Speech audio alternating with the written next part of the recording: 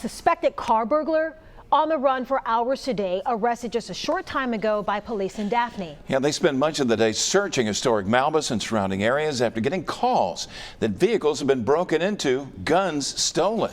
During the search for the person responsible, police uncovered several more guns and a nearby car. And Fox 10 News Baldwin County reporter Hal Sherrick was there when police arrested a woman they say is the accused burglar's girlfriend.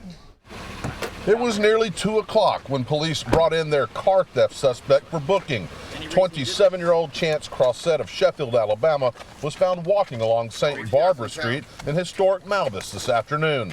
A pistol reported stolen from a resident's car was found nearby, and a second gun was found a short time later. Police believe Crossett found a place to hide out and stayed there for several hours before coming out. It's my presumption that he came out from wherever he's been hiding all day. Probably the heat, I would guess, played a factor in that, and him not being from the area. During the search, Daphne police found the suspect's girlfriend, 27-year-old Samantha Swayze, and her sleeping 7-year-old daughter, hiding out in her car behind some nearby businesses.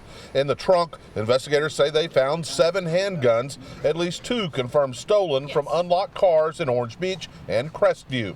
Once making this discovery, even more effort was made to find Crossett. Initially, some of the officers were able to get telephone contact with him this morning. He indicated that he may try to commit suicide by cop.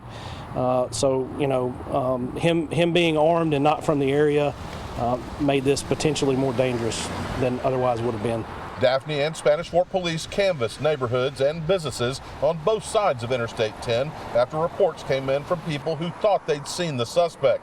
Russell Ware with Timber Creek's Homeowners Association saw much of that activity as he waited on a painting crew to show up on Timber Creek Drive. He said he saw armed police looking through nearby woods and warned neighbors to be on the lookout. We got a lot of women that like to jog in here and jog in the grass by the wooded areas, and I'm kind of telling them to watch out and be careful. Police believe the couple was in the Gulf Shores area for a little while on a bit of a vacation. They say they found a good bit of sand in the car and children's beach toys.